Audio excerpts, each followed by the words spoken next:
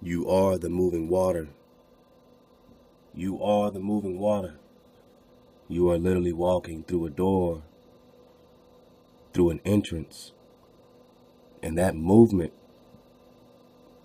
is, sending shockwaves, man.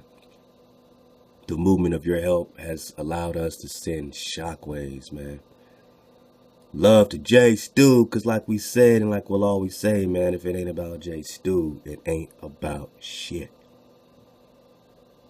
This is the brother, this is the family that, made it manifest, made the information manifest. And from that wall of protection to forever, we are here. We are awakening, we are returning to make our exodus from the concrete prisons to once again vibrate with our Creator and our sacred trees. These funds will offer emergency support to J Stu and our tribe seeking assistance during our trials and transition on the road. Travel, food, and other essential survival requirements. Join us, support us. We are Drop Nation. Wah, stay up, suit up, choose up. And because of your love, we've been able to suit up, man. We've been able to gather, been able to walk on our own land. You know what I'm saying? Been able to put much of this into this gathering, this transition, getting the family, you know what I'm saying, going, man. Getting us going, getting us organized, getting us situated, man. So love to the family, love to those that, been able to gather, that are looking forward to gathering, that are doing all this, and any help that we have, you know what I'm saying, as a pot to be able to assist our family. This is your family, so you support them, it comes back to you. You support the seed of the Creator, it comes back to you. We love you. We love my sister D Campbell, man. My sister Miss D in the Copper Color Awakening. She gave us a powerful drop and left a powerful message. Hey family, I'm just so thankful for all that Hawa is showing us, also for the uncovering and unveiling of our true language, our lago. The weight of my walk has just slowed me down. It's alright, sister, keep the feet moving. As long as your feet are moving, you are winning. It hasn't stopped me. That's what I'm talking. All praises to the Creator, Hawa, because nothing is out of reach. Nothing is out of His reach. I know that all Hawa has placed in my life is for a reason. He is alone. I'm going to continue the work He has for me and my children to complete. Choose Up Village. Keepers of the Cove, CUV. Choose Up Village family. I love y'all. Much power, love, breath, respect, wisdom, growth, overstanding. Thank you for the water, my sister. For all that we ask our Creator for is to fall back in love with Him, knowing that He alone supplies all things. Hawa. Love to my sister Miss D for that drop. Love to my bro Damon Bonner, Michael Drains, and V Brown. Sherrod Perry Mitchell, Denise Rose, V Perkins, man, who came out, man, with her New Orleans, you know what I'm saying? She came out, she said, I don't want to be cold. You know what I'm saying? She brought her own shelter, her own camper, you know what I'm saying? And the family was able to find shelter in the coldest, Utah nights. And now look at us, man. We got 10 acres of our own land. We're able to plant seeds. We're able to start our projects and just get going. So, you are. Love to the tribe up. Your support is helping us all. You know what I'm saying? Your support is helping us all transition and continue. Wilma Bates has not stopped. She's continued dropping this drop. Everyone who's dropping anonymous, love to you. Clarence Douglas, love to you. All right, so this is here for you. We have our measly 10,000 goal, but we're going to keep it going, keep it rocking. I mean, as we keep building, of course, we keep putting these funds into use. So we have about 1,000 left over out of this. You know what I'm saying? We're just keeping tally to keep, that pot going. You know what I mean? So literally 2,800 has gone towards this transition, towards this direct assembly. All right, towards this direct assembly. And now we have about 1,000 left over. So please keep that water moving, because it's nothing like knowing that we're prepared. You know what I'm saying? Knowing that anyone call us, man, I'm on the way to the CUV. You know what I'm saying? We got the pure water flowing. We know they're hijack free. And so, this is the best we can do. We're doing the best we can do. If you got something else to do, we can support that. This is what we're doing, and we hope that we can provide any type of light and example for all those, man, that want to get that drop flowing, man. Keep it going. So love to the family for the movement and being moving water, for being a wall of protection for the family, for the family, for the family. All right. It's fair use. And yo, caboose, you already know. Let's do some criticism, some comments, man. Let's get back to that paleo. Let's jump right back into Frank Seekins and these Hebrew word pictures. I'm gonna back it up a little bit. Where did we leave off at? Around the 25-minute mark? Let's see.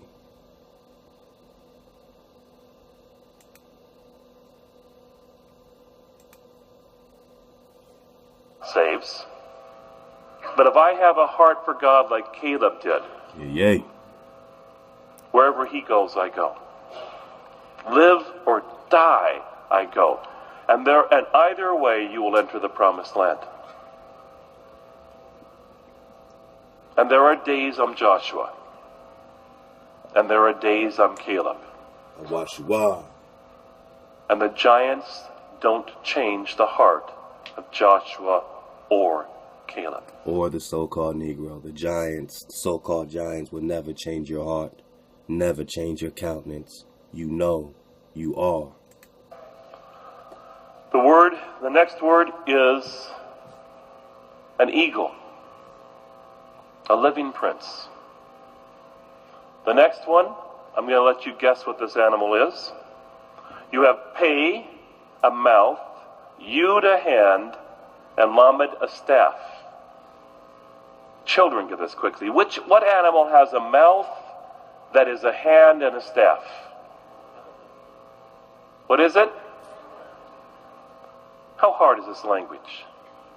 Not only can you know the word by the picture, let's go through the letters. The Pe is what sound? P. The Yud, like our Y, is a Y or an E. Here it's E. And the Lamed became our letter L. Can you read this word? Peel. So it's a perfect picture and perfect phonetics. This is the word hamor. And the ham is hot and angry. Then the picture of the head of a man. I use this in counseling. God uses this one with me. Because every time you get angry, you become a donkey. Or as the British would say, an os. And there's something about anger that brings that stubborn, right? And when I see people who get angry, they know they're right. But so does a donkey. And to be used and effective, that stubbornness has to be gone. You get too angry people, you're in trouble. Have you heard of Boker Tov? Good morning. Now we in our culture have a problem with how we view our day. When does your day begin? When you get up. And then you go and you do the work of the day, and you come home at the end of the day to your family. And that creates a way of thinking that destroys families. Not what you're doing, but even how you're thinking about it. Because you come home at the end of the day and you crash. But in the Hebrew, in the biblical set, the day begins in the evening. And the picture is, the last one, let's go back again. So the day begins in the evening, or when the sun has exhausted its light. When the sun, Tomas, as the book of Enoch calls, takes his light away, And so at the end of his light, when all of his light is exhausted, that's the end of the day. No such thing as night. It's just the end of the day, and now it's the start of a new day. At night, what we call night, what we've been told and transformed in its spelling in English to call night, is a new day. And that's the beginning of it. That's when you give it the fresh energy, because now you're having a new light, a fresh light. Even if you don't see it yet, you're still getting hit by that pure water energy, even before the visible spectrum of light has hit your concave lenses. Let's go. Is the house behind the person. You're leaving the home to go work. That's morning. But the evening is to see a person's home. You're coming home. And when you're coming home, your day begins. So when you walk in the home to see your spouse or your family, your day is beginning. Do you know what that does to a mentality and a heart? So I'll tell men and women, if you're coming home and you're on the phone in the car, you don't drive in the driveway and keep talking. If you have to stop a block away and finish the conversation, do it. Because how you enter that house, how you begin that day, will change the day. Wow. If your day begins when you come home to your family, it changes your wholehearted attitude of what you're doing in that evening. It's a cultural, mental shift that one concept can transform things in life. You see, we can only think with the concepts of the words. If you have a new concept given to you, you can think differently.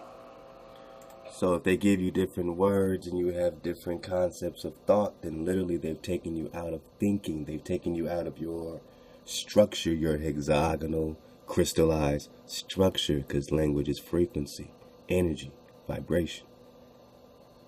So now you have a different vibration and a different thought, which equals a different manifestation, since atoms are empty space and everything around you is nothing but empty space. So it's a thought you're in. It's a spell barrier you're in. A manifestation of someone else's thought. You're in the mind of a hijack. And if the day begins in the morning, the day ends when you come home, you're going to think that way. There's a reason God didn't create it that way. Read Genesis. Evening and morning were the first day. I'm going to show you some word pictures that I consider incredible. Covenant. Brit. Starts off, and the word letter for ayin, an eye. It means to see or reveal. The covenant revealed. I show this to Israelis all the time, only do it the other way. Start off with the word. Is the word for the Hebrew language. Are you starting to see how that is? Ivrit, the first letter, is the I. The rest of the letters spell Brit, covenant. God has revealed something in the Hebrew language that I don't think English carries. The word for God is the first shepherd, the strong controller. You've already seen that, haven't you? Now I'm going to show you the letter Gimel. Gimel is the head of an ox. Can you see that? The distinctive head and neck of a camel, sorry, not an ox. And it means to lift up. It comes from the word Gamal, which means to benefit. And every time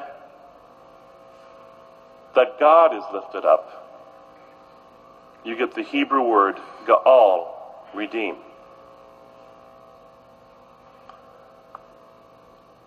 You may try to redeem through knowledge, control, bickering. I don't care how you try to redeem. Until God is lifted up, there is no redemption. I don't know what there's about human nature. I'm talking about me. But when people try to redeem you by using shame, has it ever worked on you? The moment they try, they get the worst out of me. So tell me about human nature. If that is what we know is true about us, why do we keep trying to do it to them?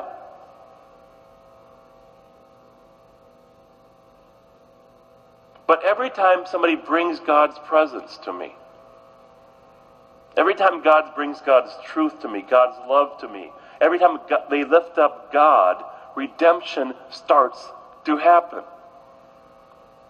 And I know it's true about me. And I know they're wrong to do it any other way. So why don't I do it? There's something about human nature that the very obvious is missed. My wife should never speak harsh to me, right? My wife should never put up walls and reject me. It's so crystal clear. What Sally often says to me is that sin makes you stupid. Well, where do you get rid of sin? If you want to get rid of stupidity, it's the fear of the Lord. Or walking in the ways. Walking, as Gimel, just like it means lift up, also means to walk. So if you're walking and you're gimmeling and you're connecting, alright? So you got the Aleph, you got the strong power in the family, and then you have the Gimel, which they say foot, and you could say lift up, but here it says camel, gather. So on this camel you're moving. It's a movement through a door, through a tent door. Gathering, walk, carry what? Carry whatever you gotta carry. Suit up to get through that door. Don't carry the hijack. Suit up, carry your armor through that tent door. With that, you have the strong power, and you're walking with it. You're walking with it. That is the change. That is the change. That is the revelation, the reveal. Ah, hey, ah, ha. That's the breath. Wah. They say vav. No. No, it's W-A-W before it's V-A-V. So the aha, wah. After you go through that door, it's wah. After you go through that door, you gather, you take what you need, you suit up, that strong power is in you, you walk through that door, it's wah. Then on the seventh day, you rest. It is cut off. It is food for you. It is nourishment for you. It is a weapon for you. The Sabbath is a weapon. And you see how they are breaking it down and corroborating it with the order of the letters themselves. So each of these letters represents a day. These 7 days, these 7 letters. Let's go. Oh yeah, we back in Erictology. Yeah, let's get it. It's God's word, His Torah, His truth. Because there's something in all of us that sin makes us stupid. The spirit of stupor was put on you, so-called Negro. You've been out of order, so-called Negro. You put your power back. You remember. You walk in your shoes. That spirit of stupor is no more. Your mother, wisdom of Solomon, wisdom returns. I'm going to show you the Hebrew word for shalom. How many of you know that word? It means what? Peace. Shalom. The first letter in shalom is a picture of sharp teeth. And it means to devour, destroy. It's an interesting beginning for shalom, peace, isn't it? The next letter, it's the lamed, the shepherd's staff, what authority and control. Then comes the vav, the nail, what holds together, establishes. And then comes the waves of water. And you need to know that it can mean water, or twice in Genesis, mem is used for chaos. Mayim, water, is used for chaos.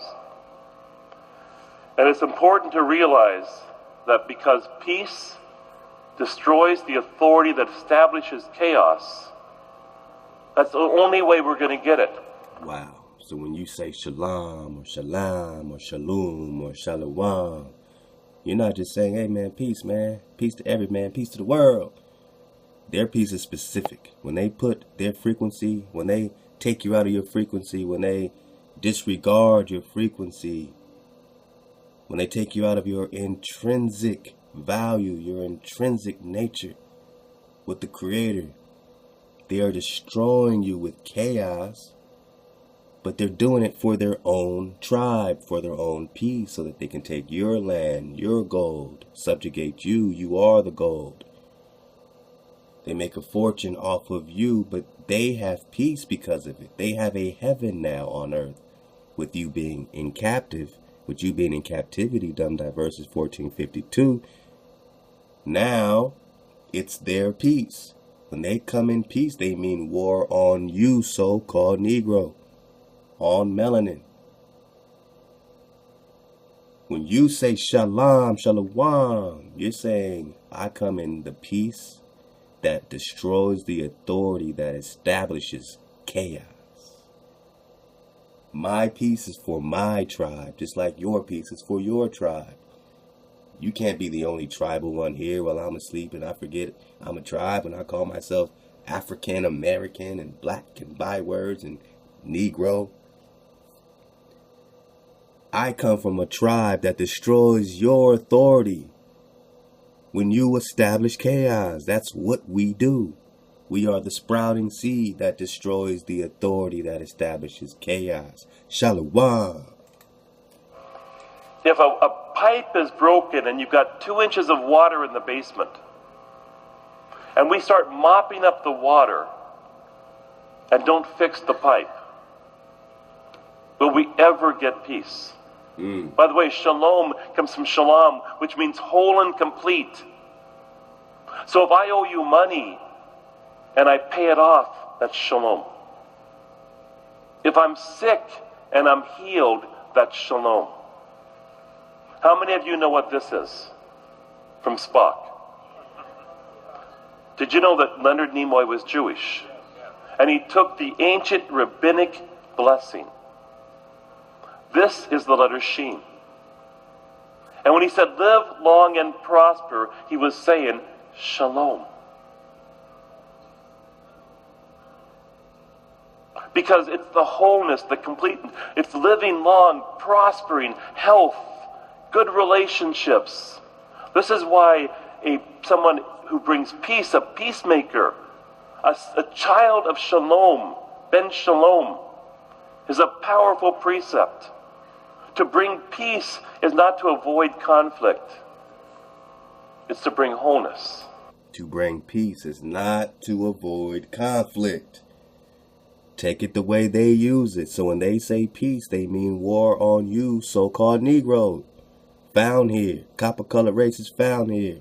Those that were invaded with this manifest destiny, with these documents to say take their lands and subjugate them into perpetual slavery.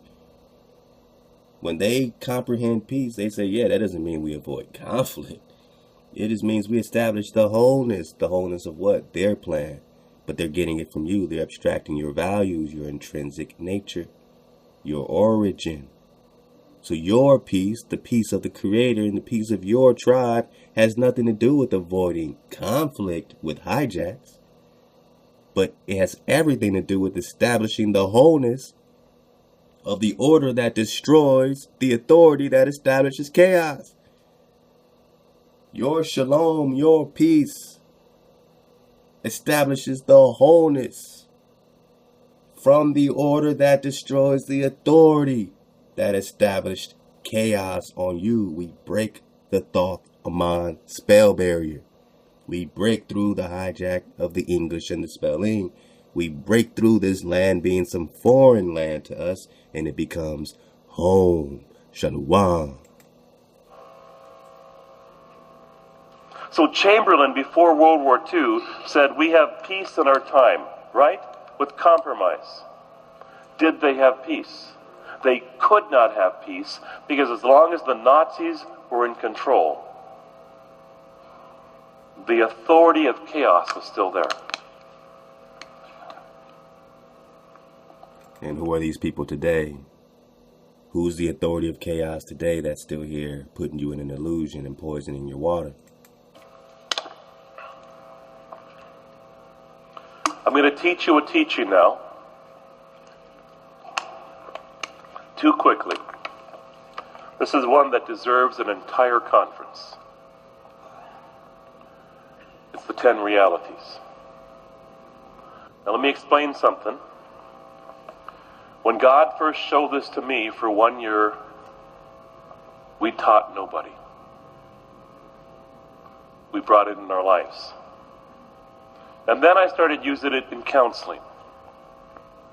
This has been the most effective counseling tool I've ever seen. But there's a few things you need to know about the way we look at commandments. I used to tell my Israeli friends, I hate the word commandment. And they'd say, what do you mean? It's a good word. But they were raised in Israel, thinking Hebrew, putting a Hebrew meaning on an English word. And we have a love-hate relationship with law, don't we? If you go down the freeway and it says 65, what's the speed limit people are doing? Until there's a police car and we're going 64.8. The police car leaves and we're going 75. And we think of a commandment as a command that if someone's there, we'll get in trouble. A commandment is what you do or else. Now there is a word in Hebrew where they're called the 10 mitzvot. A mitzvah is different. It's a commandment, yes. But you ask an Israeli who's a friend of yours, who's got a friend in trouble, and he says, I gave him $5,000. And you go, why? He said, it's a mitzvah. And here's what they mean. God calls it. It's his way of life, what he calls for me to do. But in doing, I bless them, and God blesses me. Now that's a wall of protection. He keeps saying Israeli. He's staying away from the Israelite. He's talking about the hijacks and how they've abstracted you. So, of course, you still got to get the babies out of the picture he's putting together with the Hebrew word picture. But, you know, he's definitely surfing a good wave. And, you know, it's a lot of babies to get to apply. It's a lot of application here. Just like, you know, when we get back into the erectology. So, you know this mitzvah. You know, you see a brother in need and your brother needs help. You know what I'm saying? That's a mitzvah. You give. You're not expecting to get anything in return, but that's what it is. Someone needs help. It's good. Let's go. It's not a commandment where if you don't, you're in trouble. And you'll see later why I call them realities. But the 10 commandments are not even mitzvah. They're the 10 words. The Greek calls them the Decalogue, the 10 logos. Now in English that's a problem because words are just talk to us. But in Hebrew and Greek, they are the core of reality. The word devar means thing, matter, substance. Logos is so powerful as the purpose and core of reality that Yeshua is called the Logos. In the beginning was the Word, the Logos. So you're going to hear him talk Yeshua. You're going to hear Tali talk Yeshua. They're both talking Christ on you. He's saying, yeah, I'm staying out that ideology stuff, but they're still bringing you the Greek hijack and referring to Israelis. But when we dig on this, he's going to get into the 10 realities. And remember, we got the Decalogue stone here, man, right here in New Mexico. And I'll leave the link for you so you can dig on it as he's coming through it. And, you know, according to what's on this, you know, huge ton, you know what I'm saying, stone, huge boulder right here in New Mexico. Let's see if we can get it. All right.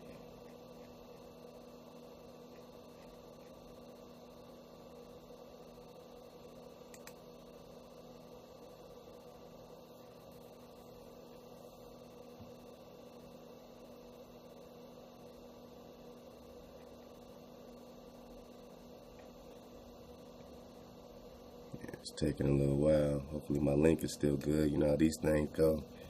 But we got the it's 9 commandments in the Paleo Hebrew. So you said, is it a mistake? Is it 9? Is it 10? Well, we know there's something about the number 9, and there's also something about the actual inscription, the actual, translation that's coming directly, hijack free. No one's bringing it to you. It's already here. You know what I'm saying? Yeah. I really hope they didn't jam my link up, man. 'Cause this is one of my favorite joints right here. Hold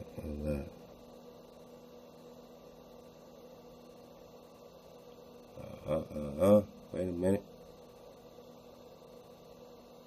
Sometimes you just gotta be patient. You just gotta take a breath. Can't rush through this stuff. Man. Gotta rush through it, alright. We got some love. We got some love. I just want to get these table of contents. Here we go. That's the index. The 9 Commandments and the Los Lunas Decalogue Stone, page 108. Let's see if we can just get a piece right quick, or at least have it up.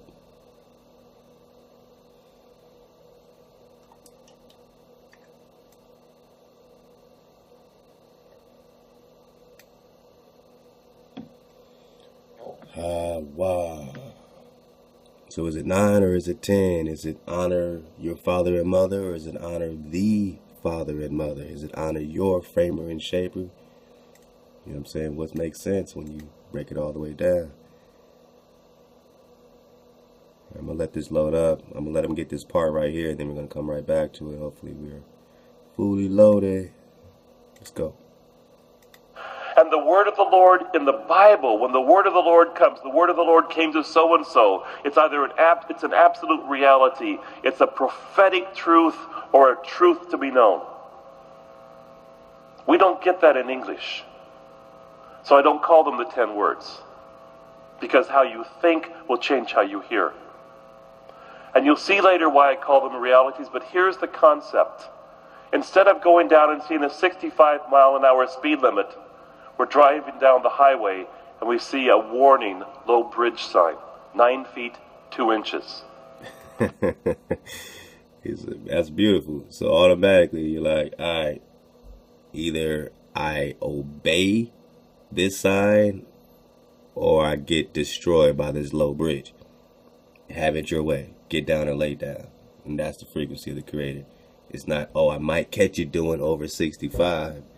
It's law. But we say law, we're using their words to describe something that is a reality. It's what he's trying to get you out that spell of saying law or saying commandment and speaking English in this. You know what I'm saying? You have to feel this. This is vibration. This is what it is. There's a low bridge sign coming. What are you going to do? And we're driving a big old truck and we stop. We get out and measure it. It's 10 feet 2 inches.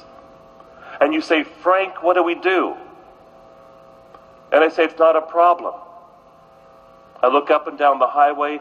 I say, there are no cops. Let's go for it. What's going to happen? That's your ass. See, a commandment I can break if I'm not caught. A reality like gravity, if you break it, it breaks you. Gravity's not a reality, but we get the point. Surfed away. So when a parent sits down with their children and says, let me tell you the realities of life, that's a whole different concept. Do you see that? We don't get that in English. So what I'm going to show you are the first 5, and I may mention the others in a sec as we go by. And I'm doing this too fast. First, you need to know there are 3 different ways the 10 Commandments are divided. We know there are 10. We know where it begins and where it ends. We know where it begins and ends because they're literally God speaking, so Israel heard.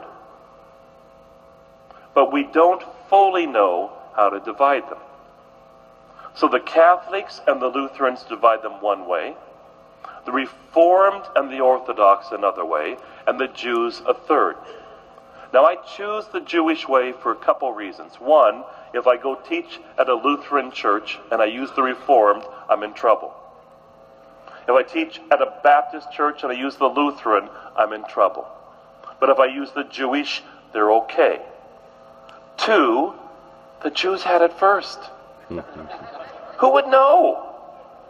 Now, the reason that the Christians tend to use the other forms is they're missing what I'm talking about, realities. Because if it's a commandment, it's got to be thou shalt not. Right? But a reality is different. The first commandment, the first reality, it's the letter Aleph, which means what? What is first, what is strong. Let me first tell you that in Greek teaching, we go point, point, point, conclusion. You've all learned that, right? Often in Hebrew teaching, it's conclusion, point, point, point. So in biblical teaching, always look to see if the first point is also the conclusion. And this first point is also the conclusion. I am the Lord your God. This is not a thou shalt not. It's a base reality. I am the Lord your God who brought you out of the land of Egypt, out of the house of slavery. God is the first. He is our strength. He's the one that brings us out of slavery. Think about this in your life. They had just seen this when he gave them the 10 commandments. What has God done for you? What bondage has he brought you out of? Do you know that he is God? Because if this reality is understood, and only when it's understood can we do the next reality. It's impossible to do the next one without the first. Bet is the picture of a house. It symbolizes what's inside, the family, the home. And the second commandment is, you shall have no other gods before me. It deals with the heart and the home. But think about even the New Testament when it says, draw near to God, resist the devil, and he will flee from you. Can you turn away from false gods until you know the true God? I don't know if you've heard that the 10 commandments are often compared to a covenant, a wedding covenant. And think about this. You say, I am your husband, I am your wife, and then you can say, you will have no one else. This only applies to believers. You can only say to somebody, no other men or women, if you're married. If you're married, or if you're in a, what is marriage? It is a bond. If you have a bond, all right, get out of the mind of a hijack, get out of English, just, flow with this, all right? So if you have a bond, if you're bonded, if you have an oath, if you have a bond by frequency, bond by vibration, you come from above the barrier, you're bonded to it. So putting any energy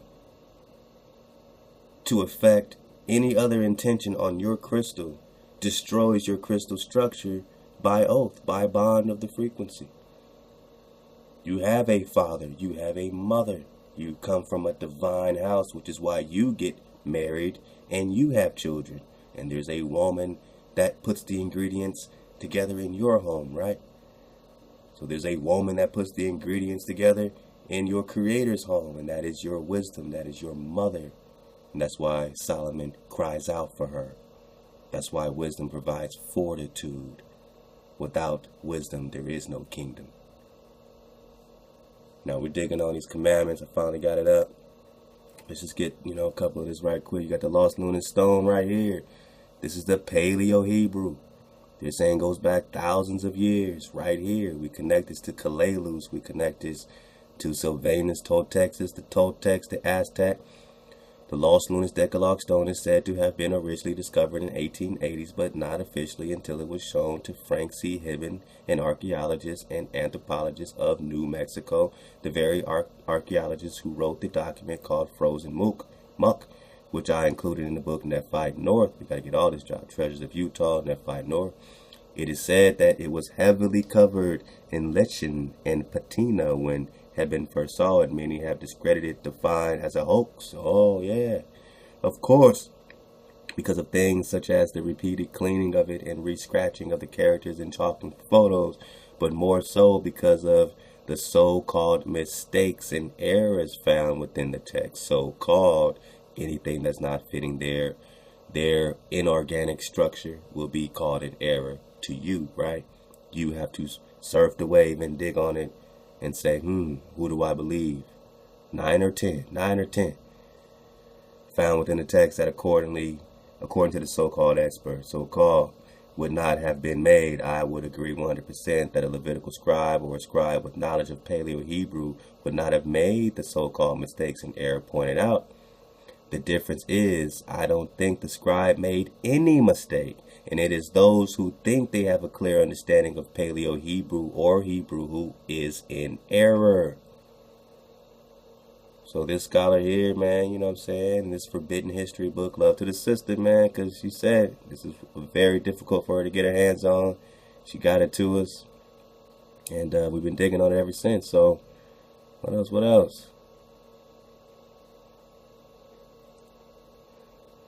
All right, cool. So let's get this page right quick. We'll get back to it. You might hear my children going crazy, having a good time. You know, daddy daycare, man. Dig on it.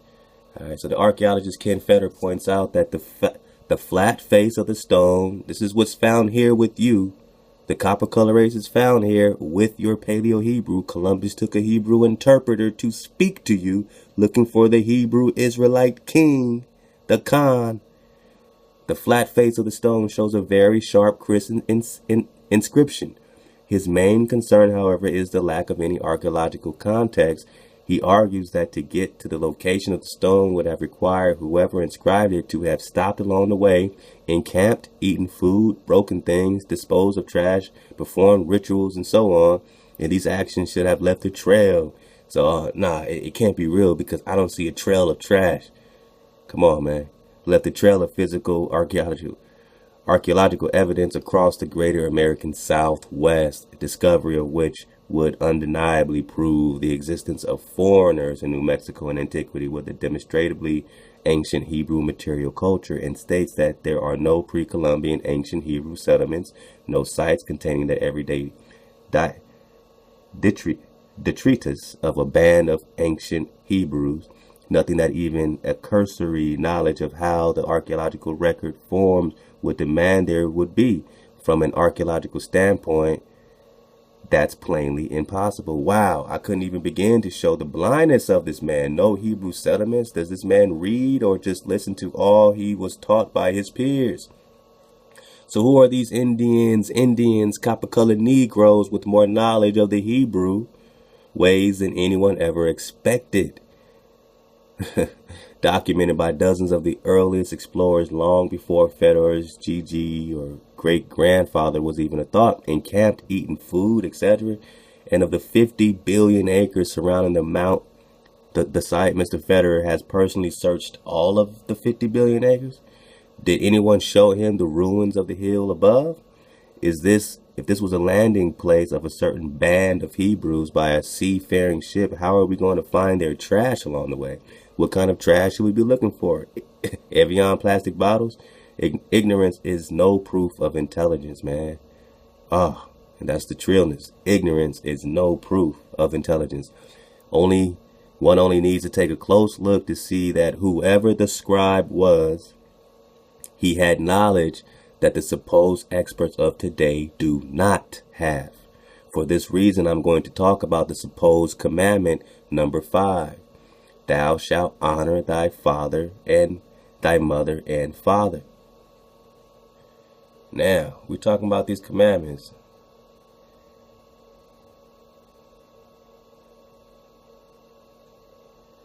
And he's getting into what he's calling the 10 commandments, right? And it's pretty much listed, right here.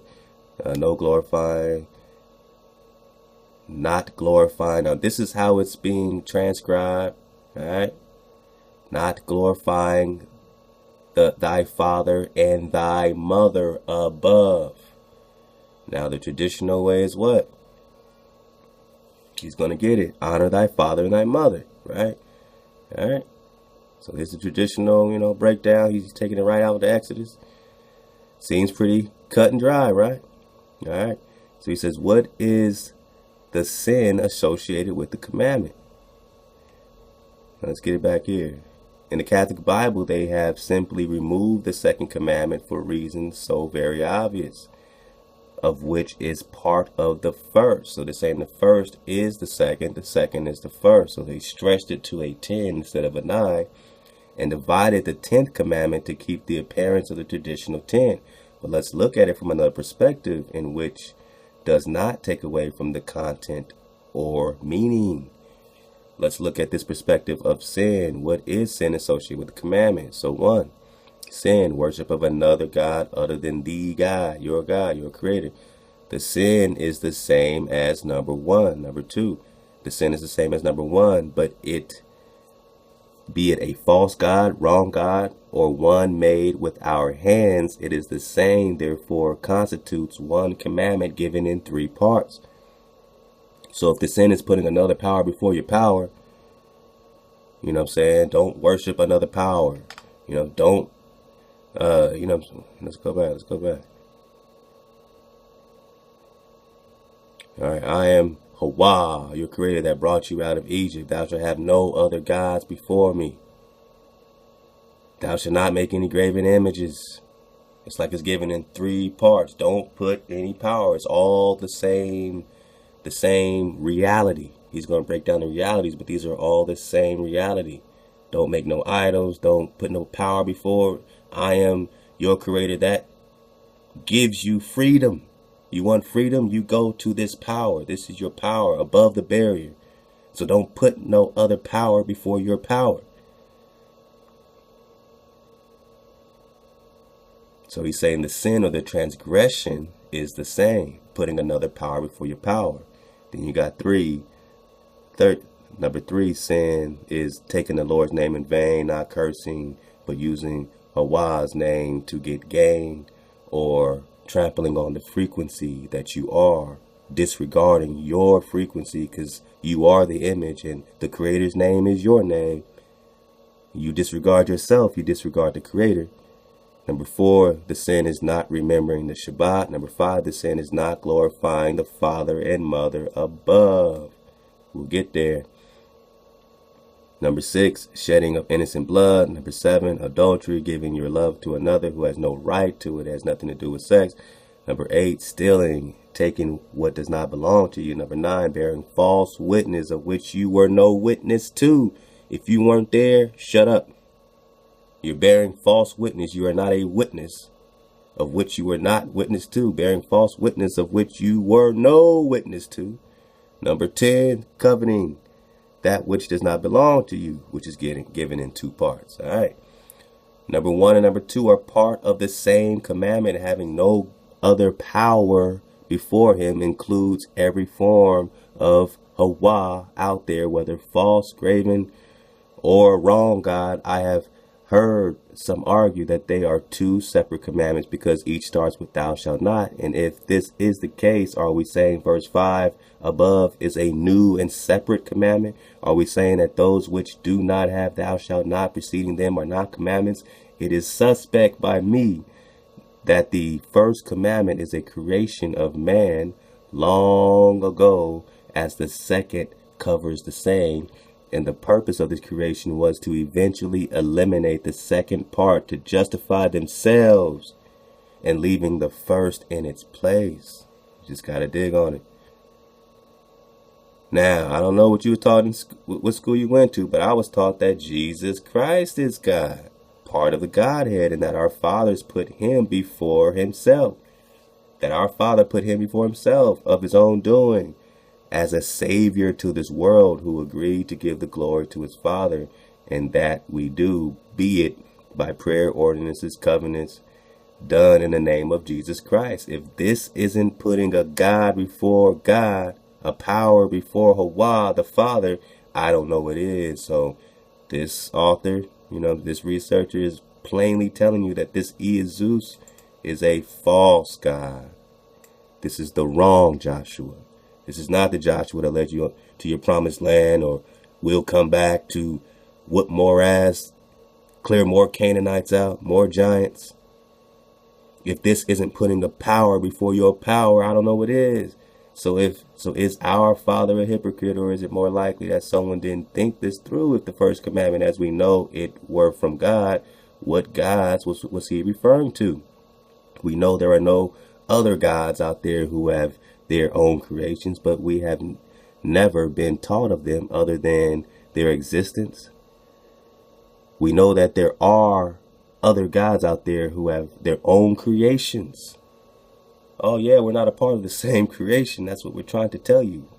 You have above the barrier, you have celestial. But we have never been taught of them other than their existence, or come to know of them in any other way whatsoever. If you made the choice to worship one of these celestial gods you know nothing about, do you think they would in any way acknowledge you being a true God? So if our God is the creator of this so-called first commandment, what would he have meant? Well, the only gods left are false gods created in our minds and are usually manifest by those who create them in the form of statues, idols, and creations of their hands. And this is not covered in what we know as the second commandment. The first commandment is pointless until you needed a scapegoat. What we know as the first commandment is the fabrication of man in ancient times. Fabrication of man in ancient times. It is not needed and does not change the fact that we should have no other false god before him, or what we know as the trinity of false gods. There are only 9 commandments. 9. 4 plus 3 plus 2 is 9. And why have I brought this up? The reason is to give credibility to the lost luminous stone in the following section, in that it does not have mistakes, as so many supposed experts and students of Hebrew have said. It is them who is in error and mistaken, not the scribe of the stone. And I intend to show you this is true, which hopefully in the end we will have just one more evidence of ancient Hebrew in the western regions, Ame'ricans, Udall. And to show that someone in the past knew what the scholars of today do not. And there is another reason which will shortly come. The Cuzco River glyph. We got to dig on this Cuzco River glyph. Alright. So we're going to get, back, and we're going to talk about the Father and Mother above. We touched it before. We'll touch it a little bit more. You know what I'm saying? When he gets there. We'll keep it right here for now. Let's get some more out of Dr. Frank Seekins. About a few more minutes. Right? And without this knowledge of God, the rest of the commandments make no sense. And until somebody knows the first commandment, they cannot resist the devil. It's impossible. We're asking them to do something without knowing who God is. If God is real, then false gods are false. If God is my God, then I will turn away from all others. But without that first, nothing else can work. The third commandment, Gimel, Gamal, benefit, exalt, lift up. What is the third commandment? God's name. You shall not take the name of your Lord your God in vain. Now this is where I came up with the word reality. Because the word in vain literally means to make it unreal. God's name is the greatest reality there is. Wow. Think about that for a second. The Lord who? My healer. They'll often take his name and then take the reality of what it is to show it to you. My strength, my hope, my refuge. And to know the name of God means in this situation where I am right now, I know his name. Wow. It's the greatest reality. And what happened with the spies who went through Jerusalem is they did not know his name. They should have. He was the God that just did destroy the Egyptian army. You think he can't destroy a Canaanite city? But they didn't know his name. They knew what he did. They didn't know who he was. He is the one who delivers me. He is my healer. And if we had time, I'd go through his name and the meaning of his name, but we don't have time. I'm squeezing in. And you would think that's the most important part, man. You would think so. Let's go. 2 months of knowledge in one night. Come on. The next one is the picture of a door. What is the next commandment? So you notice he's going down the list of the Paleo. Now he's on number 4, on the 4th letter, the door, the path, the entrance. Remember the Sabbath. Now what's that got to do with it's a door, a path, a way? What's it got to do with the Sabbath? It is a door. It's a way of life. It's a door into his rest. Now, I'm not going to go into what you've well been taught of how to do the day and what to do with the day. I'm going to just skip that because I have a rule, first of all, when I teach. I'm not your pastor. I'm not your rabbi. I don't define doctrines. I come in here to show you God's word, the Hebrew. I want you hungry for God, hungry for truth. But I won't be here week after week after week to fine-tune things. So I'm going to take this away from that and talk about Hebrews 4, where Israel there was still remained a rest for Israel. They never entered because of unbelief. Now walk this through. They knew that God could do things. They just seen it. That should have been enough to take them away from false gods. That should have been enough for them to know there are giants in the land, but God's name is real.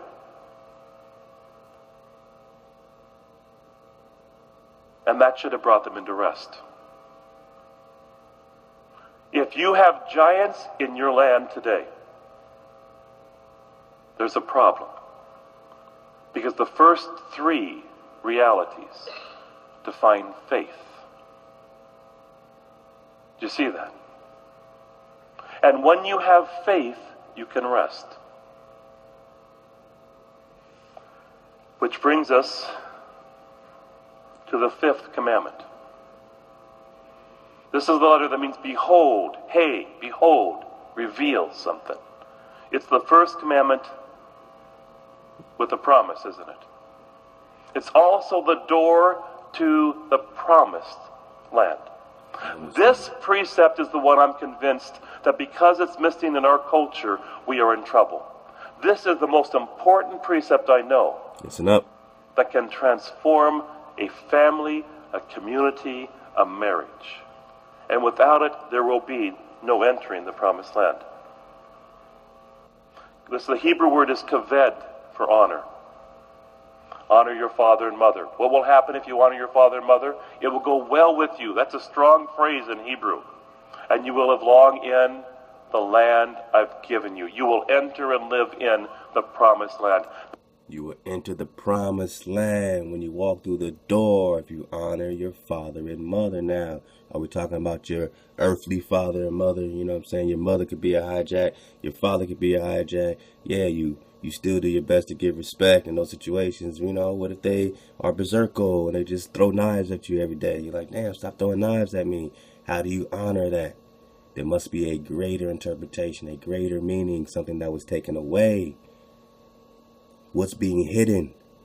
Let's go back. What's being hidden on this Paleo drop? We're just talking about the Paleo drop. We're getting it line for line. We're trying to add it up. 1, 2, 3, 4, 5, 6, 7, 8, 9. We have 9 lines. We have 9 commandments. There are only 9 commandments, meaning that, you know what I'm saying, instead of going, oh, 1, and that's a separate thing. That's a separate thing. You know what I'm saying? Instead of going,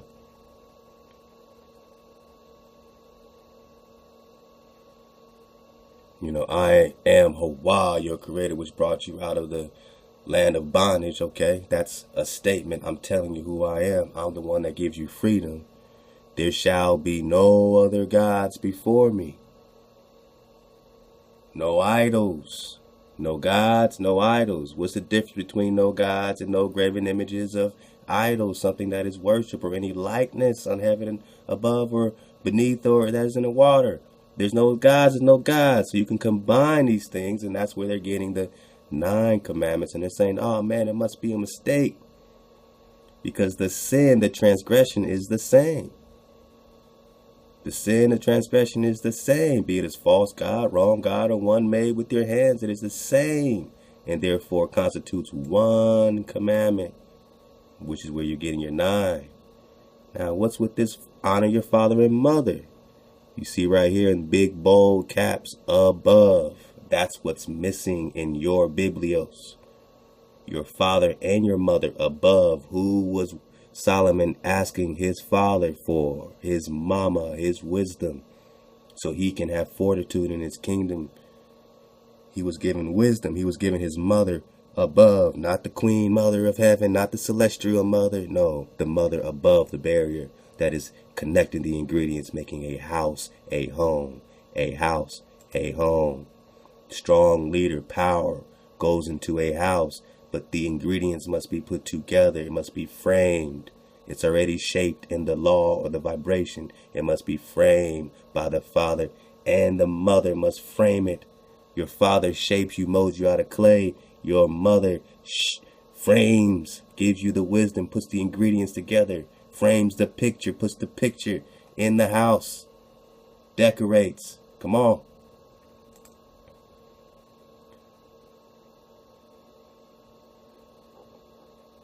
You got that? Let's get this part right here. To the early 9 commandments. All right.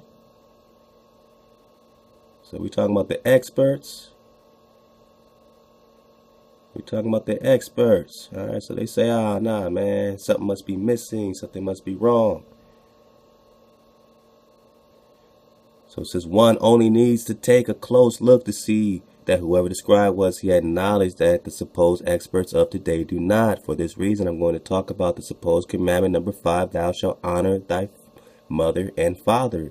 In a video my good friend Alan sent me concerning the lost lunar stone in New Mexico, Hawaku, Ame'rican, Yahuda, a student of Hebrew, a Hebrew student points out a few mistakes according to him, but never really expounds upon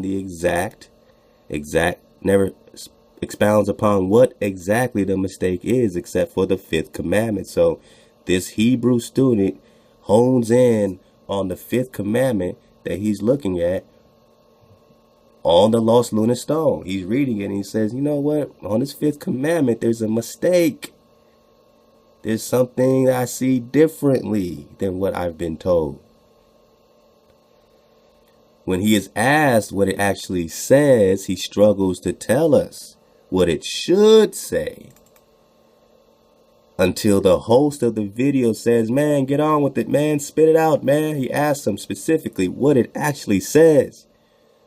With this, the student of Hebrew again struggles. He says, shit, I shouldn't be telling y'all this because it's right here in your face in America. But it says, honor thy father and thy mother above. Body bag for the illusion. Framer and your shaper, your father and your mother. When you give honor to your father and mother above, and you honor your mother by being in the vibration of your father's house, then she can rest with you. Then she can nurture you and feed you and fortify you. But if you're not in the vibration of your father, of the law, of the vibration, then your mother can't deal with you. Now you got to deal with a hijack mama, an ISIS. You can't deal above the barrier anymore with your wisdom, with your mother. So it says he struggled. He didn't want to tell him. He didn't want to give it up. But he finally said, it says, honor thy father and thy mother above. That's what it says right here in what they're calling New Mexico. We know is Kalelus, the promised land. Kalelus, the promised land. Right here. It's what they were fighting for in the 700s. Which you were here fighting for even in the 700s. Kalei loose, and he's reading this script. When I heard this, I knew that our understanding of the scriptures for nearly 2,000 years is what is in error. At this time, I will point out one other mistake which has existed for a very long time. The words are not honor your, it is glorify you. Listen up, so-called Negro, this is your order. This is your protection, your weapon, your frequency. Listen. The words are not honor your, it is glorify you. In other words, you glorify Father and Mother above. It's a statement to you, man, that who you are as the image, who you are as Adam, who you are as the sprouting seed, you glorify Father and Mother above. By being in your state, you give glory to your frequency. You give glory to your Father and Mother above. Why do men always suppose they know more about the ancient writings than those who wrote them? The so-called Negro, the copper-colored races found here. It is what it is. Now the problem is, who is our Mother above? Now we can ask the right questions. And did her ancients know her? Oh, we know we cry for wisdom. We know we knew her when we knew our Father. All right, now let's jump into this Erictology. And let's get the rest of this. Make our dismount. Finish up with this Aleph. Get into the bayet, into the tent, into the house. Let's go. Surround, fence in, rudder, helm, steering wheel. It's where we get the word ha-goy, which would be the goyim, the Gentiles. I have come for the lost sheep of Israel. Where are they? They're camouflaged as goyim. They're considered to be the nations. Because why? Because they've forgotten how to read. They've forgotten how to navigate. They've forgotten their Father and their Mother above. They're disguised as the nations because it's been disguised. They've been hijacked. And they lost the glory of their Father, of the one that shapes and molds them. They lost the glory of their Mother that puts all the ingredients together and frames them. They do not glorify the Father and Mother above. They do not glorify. That is why they're considered goy. That's why you're considered the nations. But are you that? And this guy, to spell a word, pronounce, read, removed, gored. He was removed and gored. Thorns forming a hedge, thorns around his head. Surround, fence in, rudder, helm, steering wheel. It's where we get the word ha-goy, which would be the goyim, the Gentiles. I have come for the lost sheep of Israel. Where are they? They're camouflaged as goyim. They're considered to be the nations. Because why? Because they've forgotten how to read. They've forgotten how to navigate. They don't have no rudder. Their languages are all messed up. They don't no language, no frequency, no order, no glory. Don't know these words. The word haga'ah, hey gimel hey hey, is correction of a text. To annotate. This is the correction of the text. Daniel, who was told to hide it and seal it, this is the correction of it. Hey gimel vav yod, pronunciation, steering, phonetic, thinking, meditation. Hey gimel yod vav nun, one who does that, or put it into a noun form, is resounding music, musing, reading, logic. Also the related words are suitable, decent, respectable, worthy, and propriety. We are taking what's been scrambled, hidden, confused, and messed up and putting it back into its suitable propriety form so that we can use it. That's what this is about, and use it as Israel. Again, we can go on and on and on. But here, so let's render these letters as if it's the ideal of what Yahweh had in mind by looking at what's the pure form of what each letter means. Aleph, this is me. Bet, that's you. Gimel, the relationship between us, back and forth, like the umbilical cord, like the connection, like the Voyager going back and forth. Yaakov saw the picture of the ladder and angels. Melachim were messengers, were going back and forth, sending messages back and forth. Okay, these are pictures. So you say, well, what has Gimel got to do with Jacob's ladder? It's like, it's the picture.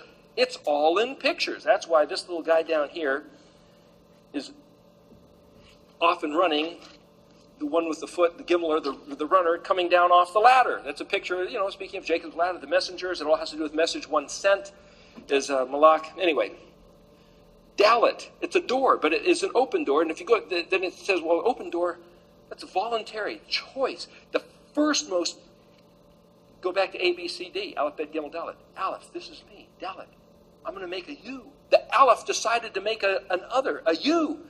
The I decided to make a you and wants there to be connection, but Dalet means choice, an open door. You can be on this side or that side, a fork in the road. That's a Dalet shaped like a triangle. Left or right, your choice. He wants it to be voluntary. The voluntarism is the most preeminent thing he designed. Right after he designed us versus him. And you must desire order. When it's clear that you desire it, you have it. That goes back to the word for desire. That's a whole other thing. It's on the bottom of the chart down here.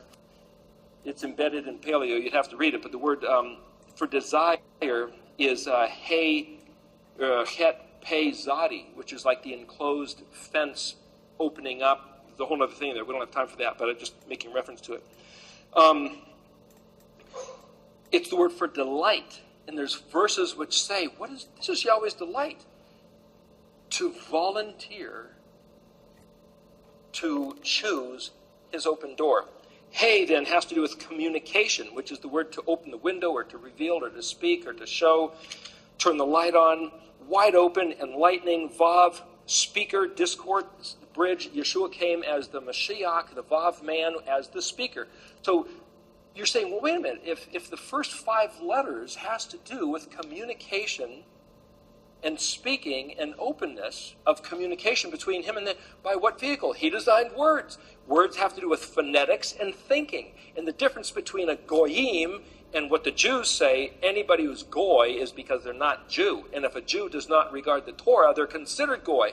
What is a goy? It goes back to navigation and thinking and pondering. It's somebody who can't navigate. Their thoughts are all messed up. They're going crazy because there's no way to steer. What nation of people can't navigate? What nation of people is going here and there? They got no businesses in their communities. They outsource everything. Their dollars don't circulate. What nation of people rely on someone else for everything? They have no navigation. They are considered goy. But are you? They ignore your sprouting seed to insert themselves. But what are you? Because they've rejected the Torah. So it all goes back to the words, because the Torah is an expression of words. Yeshua came as the one who was the Word. You keep hearing this Yeshua, and we're going to pull this up. Which one? Which Joshua? Do you think this is play? Where are they getting this from? Now, I'm not saying how Yeshua was literally crucified, but does he represent a death and a rebirth, a sign? Something was being fulfilled, something was dying, something was being reborn. Does he represent crucifixion of you, so-called Negro? What really happened, we don't know. First, that's a fact. We don't know. So we put it back together. We keep hearing their Jesus talk from someone who says he's a Christian. This guy talking says, I'm a Christian. So, okay, I'll take that. I know you're going to bring me the hijack. And every time you do, I'm going to put this picture up so you know Quetzalcoatl, Hawashua, and you can choose your Joshua. See, he's not going to reference this. But the Mormons relate Quetzalcoatl to Jesus. But then they say, in actuality, he's related to Moses. And then you say, he is. But Moses is Hawamak. And Joshua is Quetzalcoatl. These are titles. They both attain the promised land. Get that drop, that 3-part series, man. They both attain the promised land. Quetzalcoatl and Joshua attain the same promised land. We're talking the Americans. We're talking Cholola. We're talking Kalelus.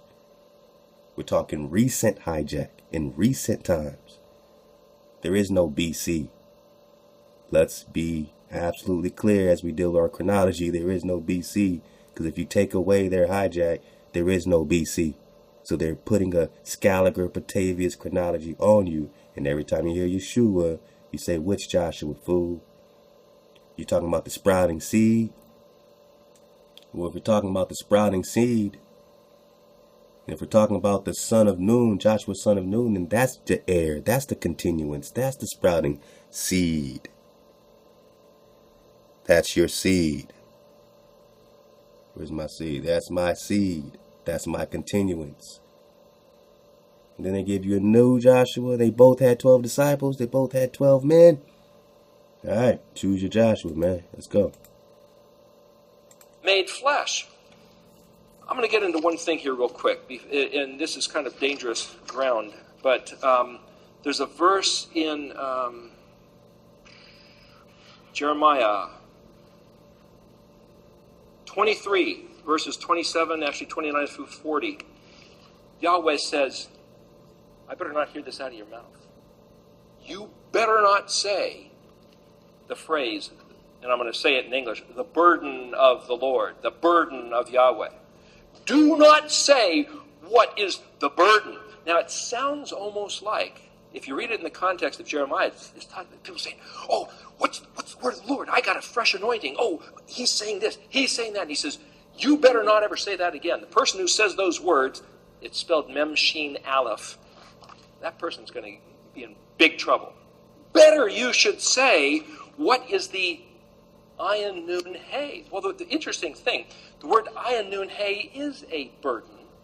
But he says, you should say, what did Yahweh speak? What did he say? Don't be sitting there saying, what's his burden? Like he's got this, like the Holy Spirit has this thing he needs to express. It's like, oh, in another place it says the prophets are running around saying, oh, I dreamed. It's like, what did he say? And the reason I'm bringing up these issues is because if we just read the English, you'll find them. And you'll just read through and it's like, yeah. What did he say? What did the prophets say? This, blah, blah, blah. It's like, wait a minute. When you realize what the Aleph is, which is the plan, which is his heart, which is his desire, and you say, where then can I read through this narrative and see if I can find his desire? Yeshua said, in the field in Shaddai, there's a buried treasure, and there's somebody that can sell everything they have to come and buy the field to get that treasure. What's the treasure? What's the treasure? I believe it's the understanding of this. Now you could say, there's some other field. You are the treasure. It's the understanding of yourself, of the Creator within you. Some other treasure, but I tell you, the stuff I've found sure feels like a treasure, sure looks like a treasure, sure acts like a treasure, and not the shiny thing to stick on the shelf and say, yep, I got one of them.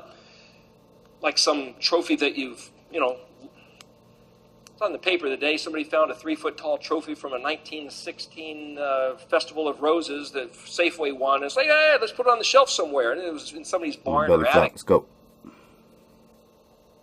I'm going to find the worst people on the planet. The Assyrians, the Babylonians. And I'm going to call them in, and I'm going to call them in and allow them to do to you what you've done to me. So the worst people came over here and did to you what you did to your power by disregarding your power, by choosing celestial hijacks over the power above the barrier, by not glorifying your father and mother above. The worst of the heathen are now imitating you. Then you read a list in Deuteronomy 28 and all through, I think up to Deuteronomy 30 of, gosh, it's just such horrible stuff. And you could say, well, why would Yahweh allow that to happen to his people? Oh, that's in Jeremiah also. It says people will look at the devastation and say, why would the deity of the Israelites allow this to be done to his chosen people? And it's like, if this happened to you, the first thing they're going to reign supreme in their conscience is, damn.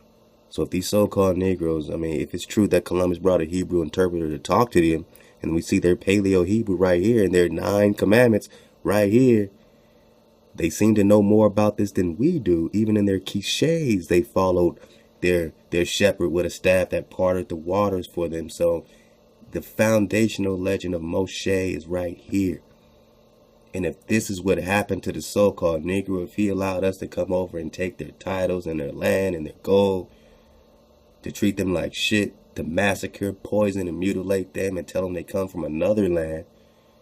If he allowed us to do all this to his people in their land of promise, shit, and they're his people. Amos 3, you of all families only, you only of all families have I known.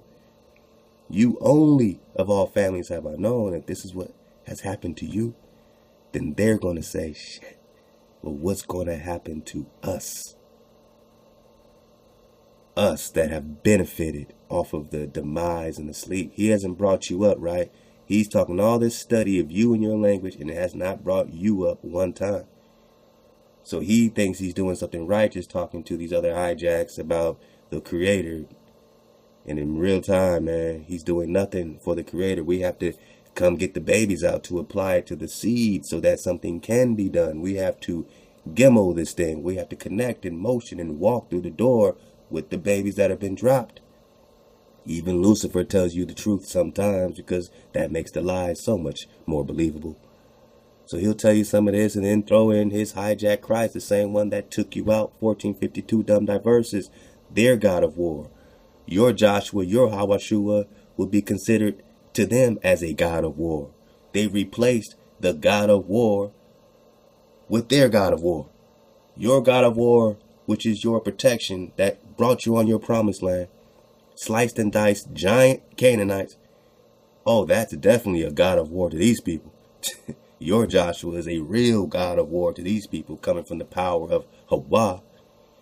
But they gave you their God of war, their Jupiter, their Zeus.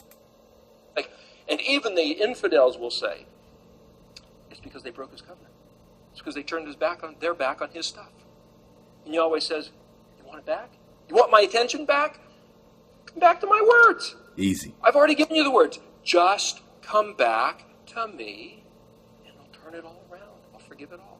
But when you look at the crucifixion, instead of saying, thank you, Jesus, boy, he's taking up the cross and bearing our burdens. Whew, man, now we don't have to keep the law anymore. Thanks a lot. Hey, better we should look at it and say, that's what I did to him.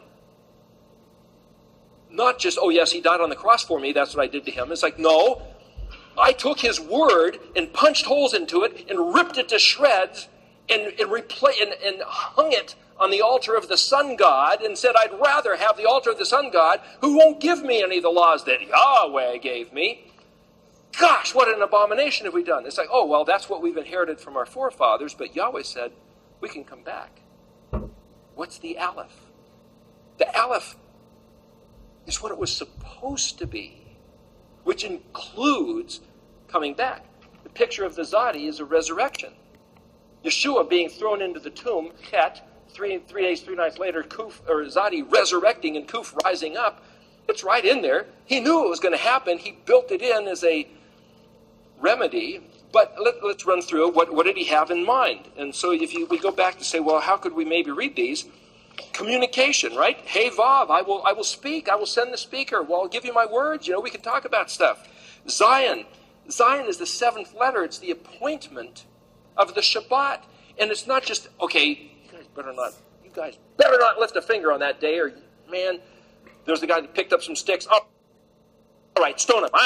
It's like, come on, is Yahweh this rough, mean, nasty guy, or do you say, this is my gift. This is my time of intimacy with you. I'm telling you, on this one day of the week, you don't have to listen to any other voice of authority. Freedom. Don't worry about your dollars. Don't worry about your bill collectors. Don't answer the phone. Don't worry about cooking. Don't worry about mowing the lawn. Freedom. Don't worry about anything. That's my gift to you. And I'll meet with you on that day. Thank you, Yahweh.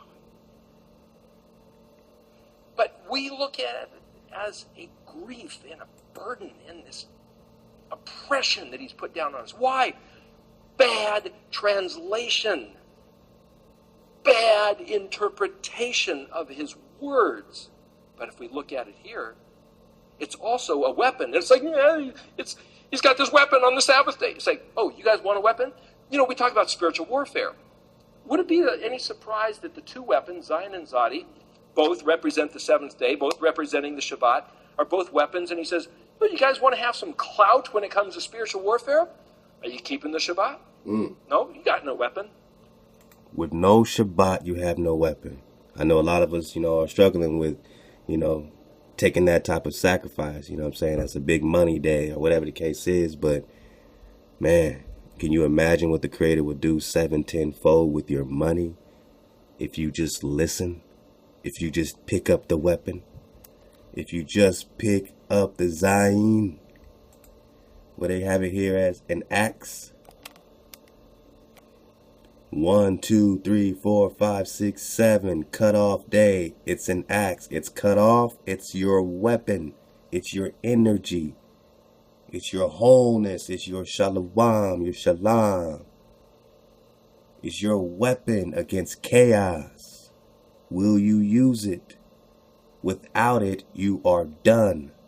With no weapon in battle, you are done. You have to sacrifice the paper. Sacrifice anything you think might happen. And choose up to get your weapon if you're serious about this frequency war. Now, what are you going to do? Just hope that things happen? Embedded in the commandments are the blessings. If we keep his commandments, we get the blessings. That's the Kaf and Lamed. That's the message is all through here. Anyway, let me go on. We're starting to run out of time. Get the blessing. Zion, my appointment, my Shabbat, personal, set apart. Chet, my place. It's like your clubhouse. Here's the chet. Here's my castle. You want to come in? This is his plan. I'm trying to show you the plan of what I think I can picture in these letters as Yahweh's ideal that he was offering Israel that we didn't know existed. So, let's see. We get his weapon, his personal attention on the Shabbat. We get his clubhouse, his place, his castle to come into. Tet is a full basket. He says, all my stuff, everything I have is yours. And you, when you come into my place, I brand you. Little branding iron like circumcision down there. That's a little picture. It's like, you're branded. You're his. You belong to him. Branded. Like a wedding ring. All my stuff, you're mine, my possession, Yod. And it's like the picture of the potter's wheel, Yod, Tet, that's what spins, and Yod, the working hand. I'm going to make you into something. I'm going to turn you into something once you come into my place. This is going to be great. Yahweh was excited. He said, there's this word about his covenant when he first formulated it, and the word is Ranan, which is a ringing cry and shouts of joy. And you got a picture, was Yahweh sitting up there just trying to, these guys, or he was like, this is going to be so cool, so great, so incredible. And he got this whole thing designed, and he gave it to Israel, and like the story we told about the kid who said, you don't know your stupid laws, your Bible, and left in the race car, the key of the race car is in there. I'm trying to describe the race car that he had pictured, right? Yod, I will make you into something. Kaf is a list of promises. You do that and you get this. Lamed, my deputies. So here's this other picture of the word deputies or viceroy. Roy in Latin means king, so vice king, like vice. We're his assistants. We're his military officers. And like all these letters around him, the letters are a picture. Israel around the Mishkan is like us, the body of Yeshua, like his letters that he wants to inflate to these things. And so you have this picture of the Vav and the Resh, and this says caterpillar type and butterfly type. You got Vav man, Resh man, the two letters which are men. You're like, what's all that about? And you say, the word or is spelled Aleph Vav Resh. If Aleph is the plan, then the word light, when he says Yehi or let there be light, is the plan for Vav man to become Resh man. For the common man to become an exalted man, that's us. But it's also Yeshua to come as the common man, Vav, and then come back the second time as the Resh man, Ben David. So this goes in here, Ben Yosef and Ben David, what those mean. That's why those two things are there. But the point is, you could say, he wants us to be, he invented Israel to be his deputies beyond the universe. Mem, multiply, expand, develop. Mem also is chaos and repetition. It's multiplication, but he's like, every time Israel messed up, he said, okay, I'm going to wipe them out and start over. He said that to Moses. I'll wipe them out and start over. I'll send in the Assyrians, start over. It's like, we don't have to be wiped out and start over. The promise was multiplication. It's embedded in agriculture. You plant a seed and you get a harvest, 30, 60, 100-fold. What do we have to do? What's the great struggle? Simply keep his words. We don't know his words. We were taught English in Christianity. These are his words. This mechanism is the means of multiplication. I mean, this stuff is just amazing stuff. We're talking mathematics, man. We're talking mathematics. Get your math game up. Get your frequency, your numbers up. Choose up. Forget the money. Forget what you think you need and truly walk through the door. Get your weapon. Get your weapon on the 7th day. Numbers ain't lying to you. It's a 7th cutoff day. Get your food. Get your nourishment.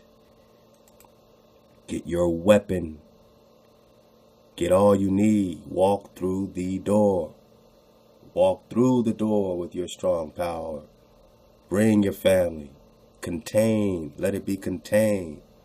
Let it be the clay basket. Let it be surrounding and containing. You've been made out of mud, out of clay.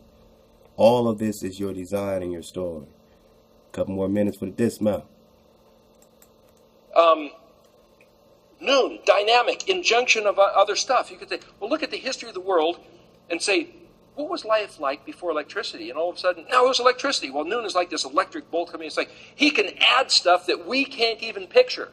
Stuff from the other dimension, like what did the pioneers... And notice he keeps saying Noon as an electric bolt, like some Zeus thing, right? So he's putting this Zeus, he's putting this Zeus on the Noon. And you're looking at Noon right here. It doesn't say electric bolt. It says sun, continuous air, seed. He hasn't mentioned seed one time. He hasn't mentioned the so-called Negro and the actual Israelites one time. Just how he can graft himself in as an invader, invading a culture vulturing, taking something from another culture, a tribe of people, where even there Jesus says, man, I only came here for the tribes.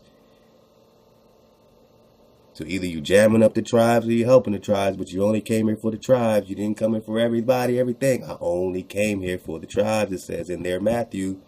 We're talking seed, not electric bolts. We're talking sprouting seed, son of Noon. We're talking the Noon.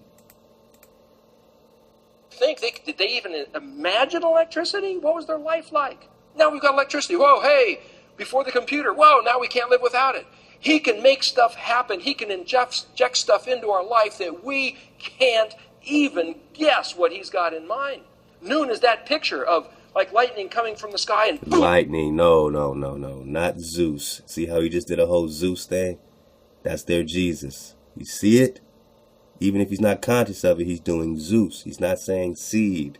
The Most High plants a seed, who knows what will grow. From that seed, from that tree, you are nourished. From that tree, who knows what the Most High will gift you, will bless you with the seed. He stays away from the seed to focus on the electric bolt of Zeus. Because he tells you in the very beginning that he's an American Christian. So he has to bring Zeus in. He has to bring Jupiter in. He has to bring Zeus, Jesus in. And we keep saying, choose your Joshua. Choose your Mashiach, because one predates the other. One is being hijacked. One is being brought to you, and one was already here. One was being brought to you, and one was already here. Just like your Decalogue stone. And for the dismount, man, let's just get the rest of this, man. Enough of this Zeus talk, man. Enough of the Zeus talk.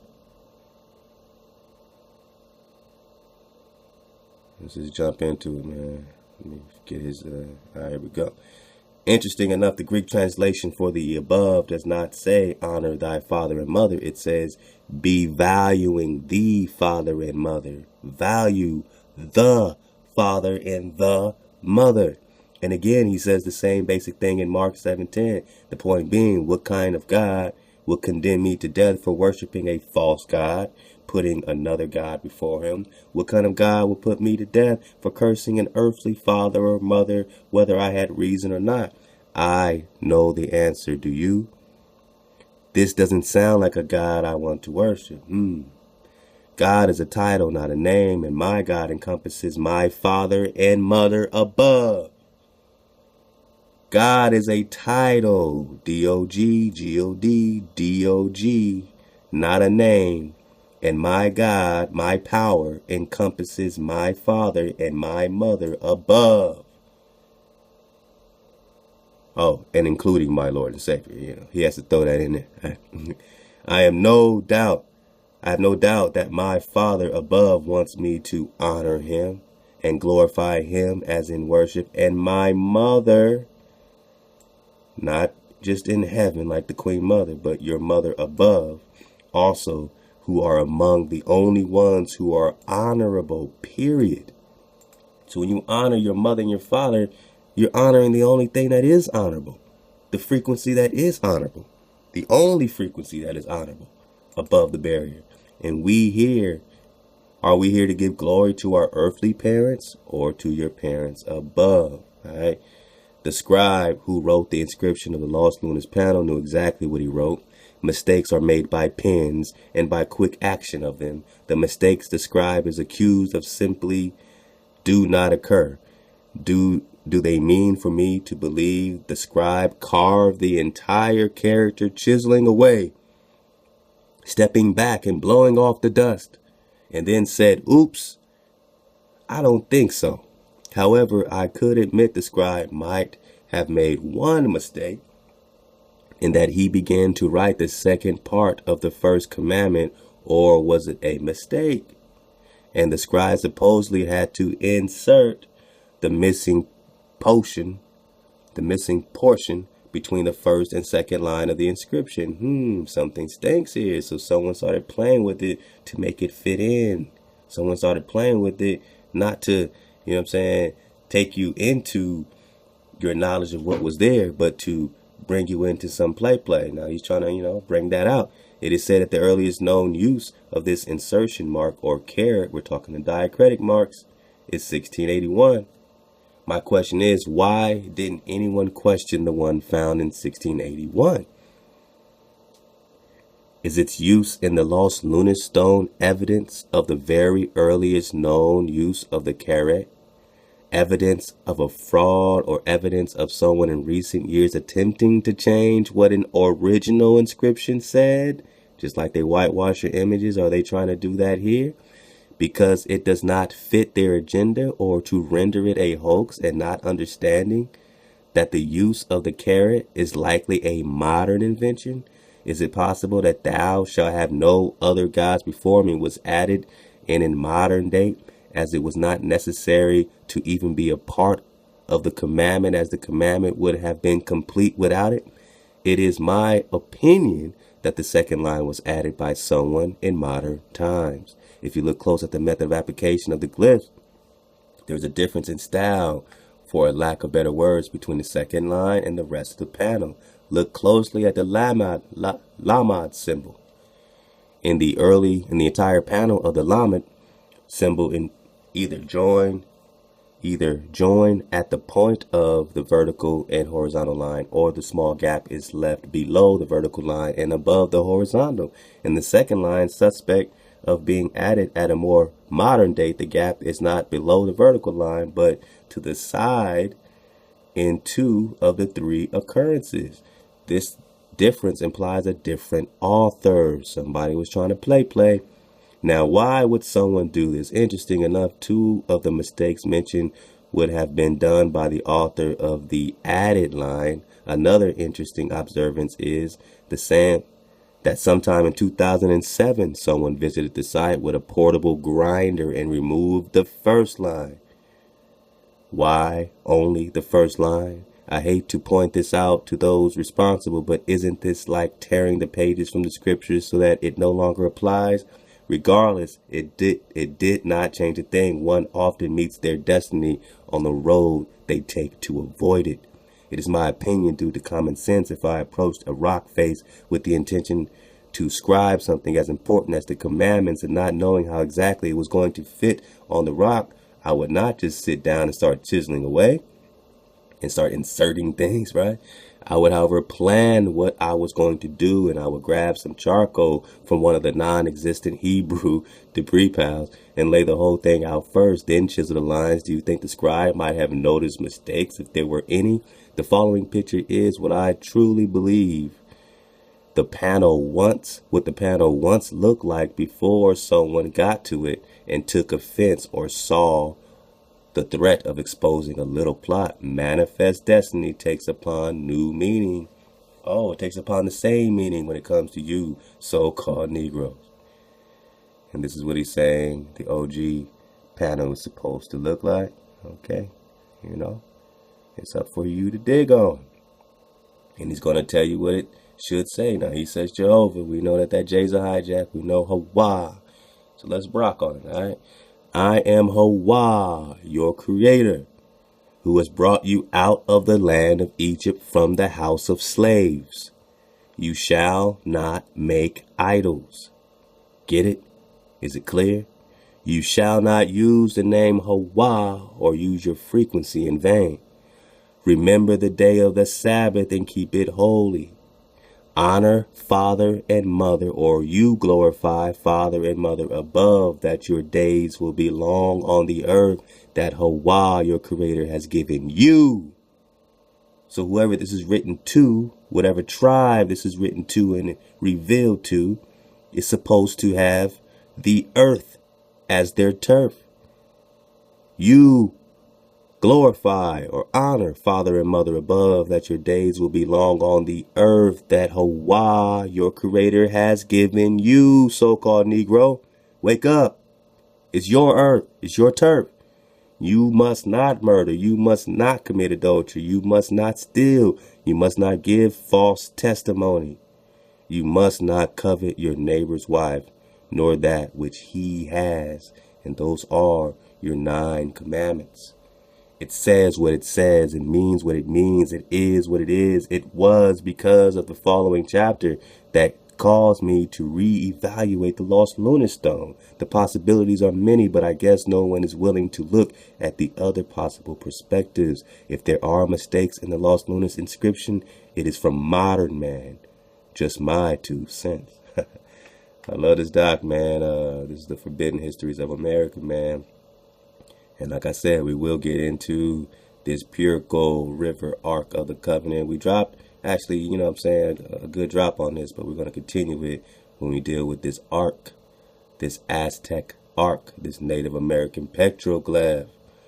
It has everything to do with the ark. The ark, I found this petroglyph as not only evidence of the ark of the covenant on this continent, but also as evidence of Hebrew descent and presence, evidence of the authenticity of the Book of Mormon, which says that Quetzalcoatl is their Mashiach or Jesus, their Christos, their anointed.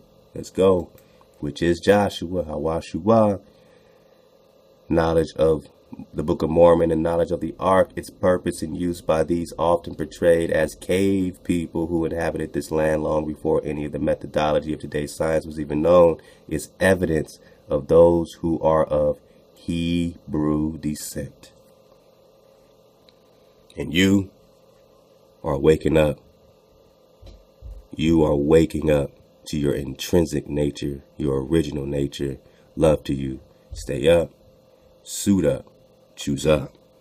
Drop Nation.